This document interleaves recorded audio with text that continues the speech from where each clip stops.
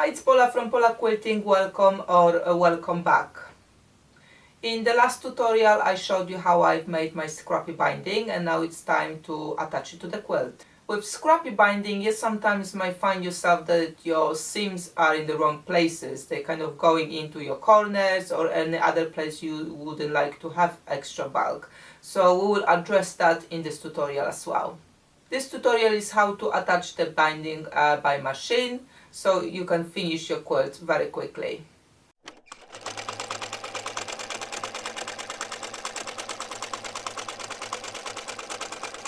Before we carry on with this tutorial, I just would like to comment on some conversations I've seen on the Facebook groups about quilting, that very often you're saying you do not like to do the binding, and that will be for many different reasons.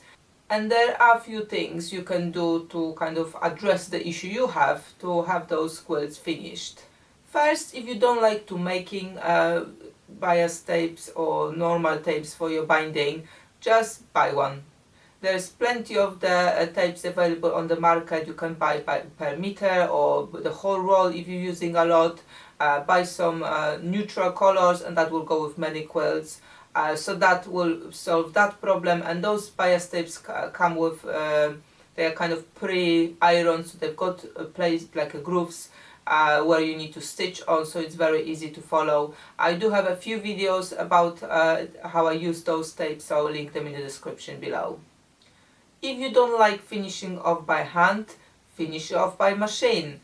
So that this tutorial will be perfect for you, and I definitely recommend using the decorative stitches in that process because it will hide any mistakes you may have when attaching on the front side. If you have problem with your corners, though I will show you obviously in this tutorial how to tackle it, the other option you can consider is to round your corners. There's no law to say the quilt needs to have square corners. They can be rounded. If you want to use that method, you just need to remember to either use ready-made bias tape or cut your strips on bias when you're preparing your own, because you will have a better success with those angles. Again, I will link in the description below some videos about it, how I make my own rounded corners.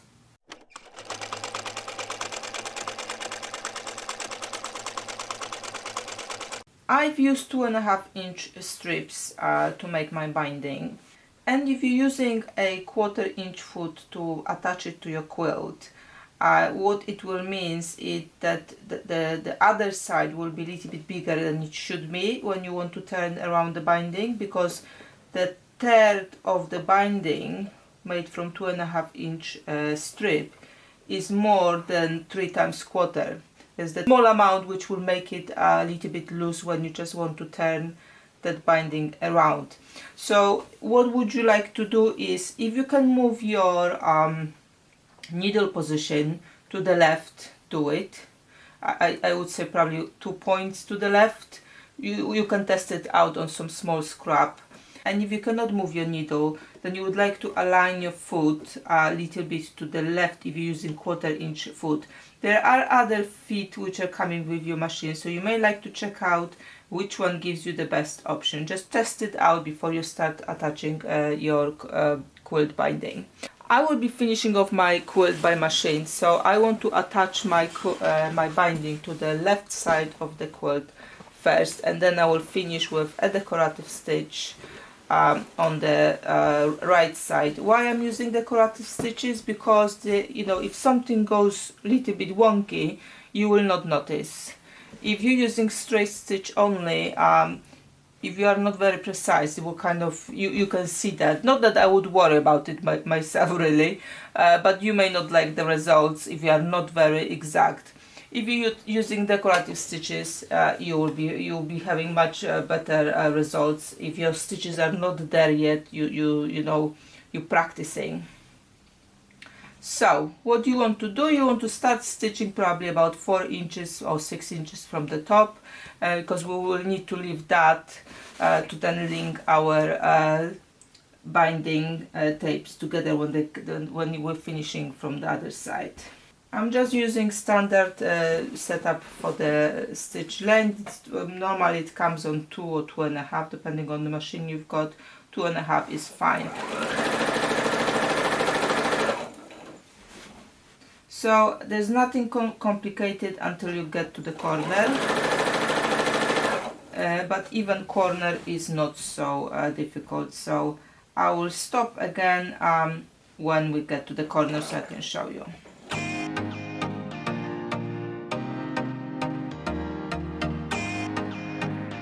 I'm getting to the corner here now, and before I get to the very edge, I just check one thing. Where is that strip, next strip, kind of coming together? Because you do not want to have that where exactly your metered corner is going to be. It's just going to be, you know, very bulky and very difficult to sew later. So if you stop, I don't know, 8 inches from the edge here, and you notice that you may have issue here with having that binding literally on where your metered corner is going to be, what you may like to do is snip that binding here and reattach the next strip here, so you will not have that situation. I'm fine here, just checked, I'm all good to go. The seam is a little bit lower than that, so I can carry on.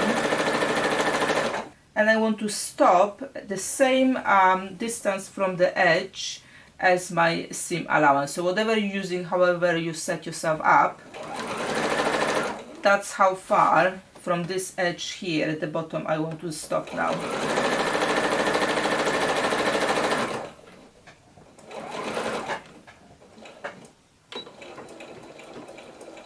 Normally I wouldn't cut the thread and I would just carry on with the corner, but I want to show you a bit better what to do with the corner. So you can stop the thread at this point, just back stitch. So that's where I've stopped coming this way. So what I want to do now is lift that strip up, creating the angle here, and then put the strip back down, aligning it to the top edge of the quilt. And that's all what it is. And we're ready to stitch down, and we will start from the very top. So the place you want to stop beforehand, before the edge of the quilt, is where you're getting down, and then, like I said, you lift it up, you create a nice corner, and then you flip the strip back down. So this edge and this edge needs to nicely align, and then you start stitching again from the very top down.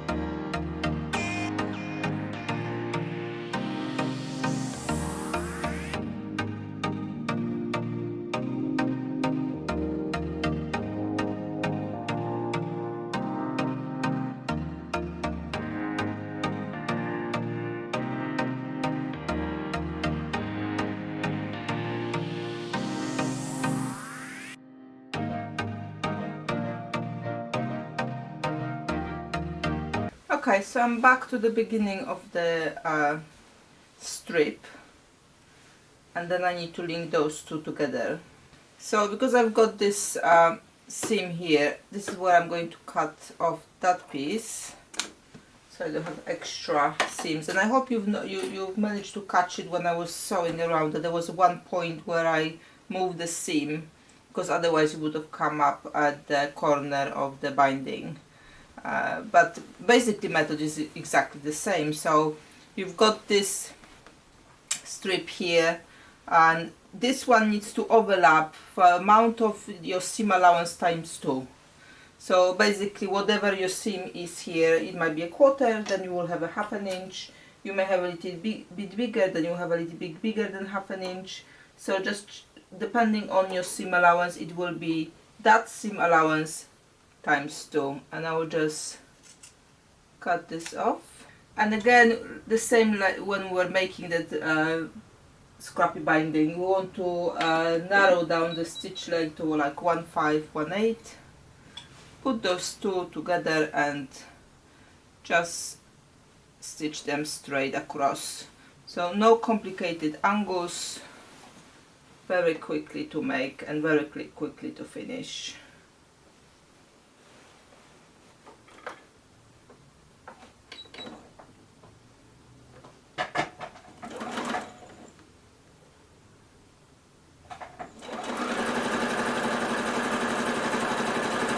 Also, one more tip you may have noticed, I was keeping my tape here under the machine, and I was pulling it from here, and I was going along. You know, sometimes people asking, where do you put this? Do you put it on the floor? Is there some holder for your bias tape, or you know, whatever binding you use? I just put it here because that allows me to kind of monitor that strip as it goes for the seams, and whether they're going to kind of intervene somewhere or not. So that's a tip as well. If you can put it here, I think that's the best place for it, but you may work out your own method, which is absolutely fine as well. So now that I've linked my strips, I will go back to 2.5 stitch length, and I will sew it. You can flatten it up with, you know, with fingers and make the seams open, or you can leave it go to one side. To be fair, I have not noticed any difference between those two. So but again, it's more, a lot of things about sewing is a preference, so you just test your own stuff and pick the one you like the best.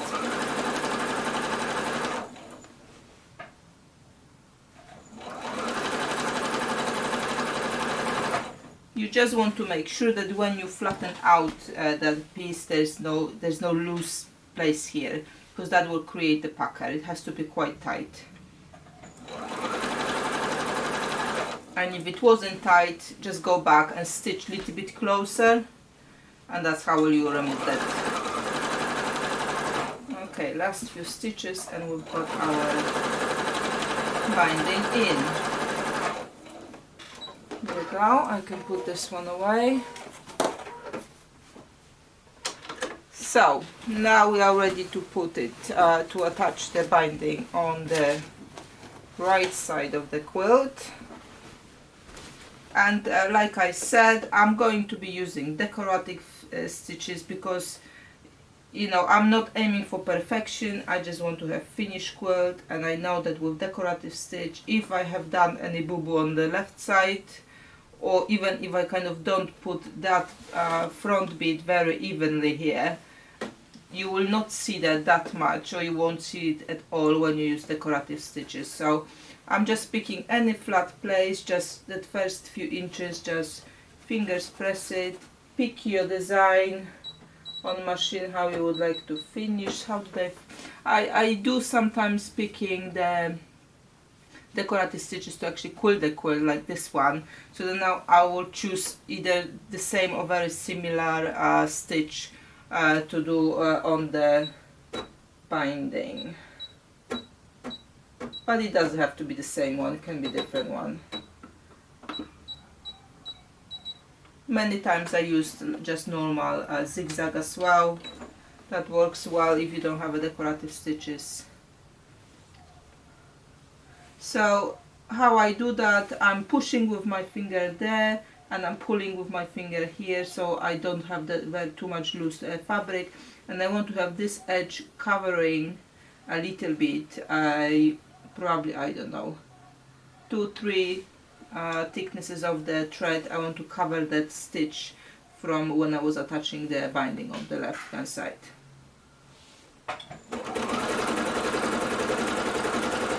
Take first few stitches and just have a look if you like how it comes out. I do like that one, so I will just carry on.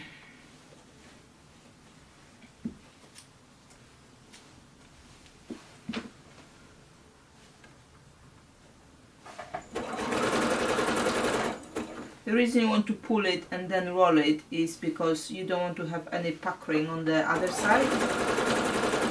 If you don't pull it to make it nice and straight on the back, you might find later that something kind of didn't stitch very well.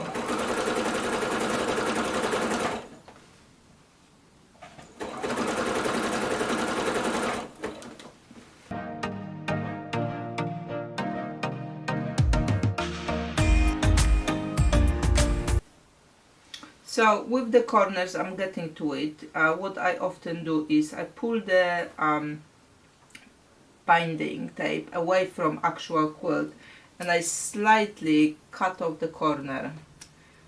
It just gives a little bit of less bulk there to work with. So now where I'm getting too close to that corner, I will do that. And let me just quickly show you how to go around with it so you have a nice corner. Okay, so just a few more stitches. You want to be about 2 inches away from that corner. Like I said, I took away actual quilt corner, not the binding tape. Don't cut over the binding tape, just be careful there. So I want to first pull the bottom part of the binding to put on the top in the same distance I stitched there. Make that corner, finger press, to make it nice and sharp, and then put it on top of it. Now you may like to use some clips here just for you to hold that side so it doesn't kind of unravel itself, and that will allow you to kind of hold this better.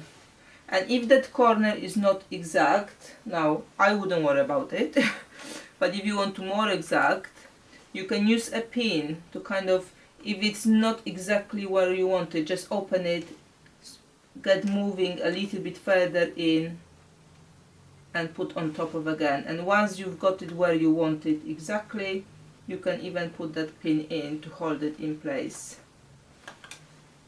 And just slow down at the corners, don't go over the pin. So I'm just pulling the pin as the machine stitching.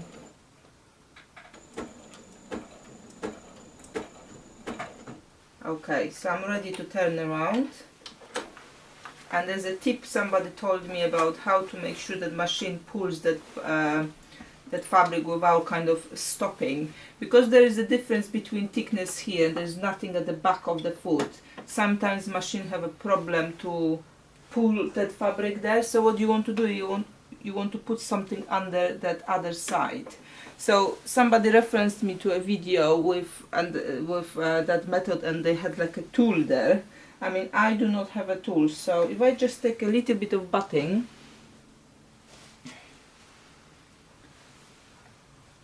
I just put it into half so that thickness is hopefully more or less the same.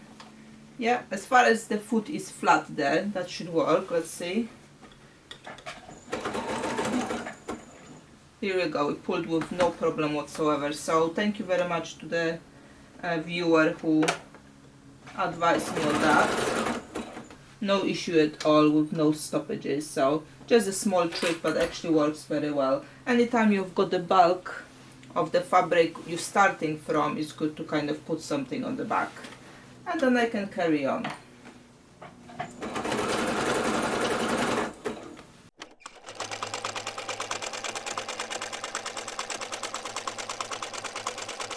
And here there are my finished corners on the left side. On the side you're starting stitching on, they usually come up pretty nice. And the front side, you can see one of my corner is better than other, but unless someone will be actually looking into it, when you're just looking at the overall design of the fabric and the decorative stitch, you will not notice that detail at all, that it's not perfect. So if that's the only thing keeping you away from finishing your quilts, please don't worry and just do the best you can. Thank you for watching this video. Hope you found it useful. In preparation is also tutorial how to finish binding by hand. For more tips around technical aspect of the quilting, check my video playlist, quilting tips. I will link it in the description below. As usual, check description for other links to other tutorials and resources mentioned in this video. Thank you for watching and see you next time.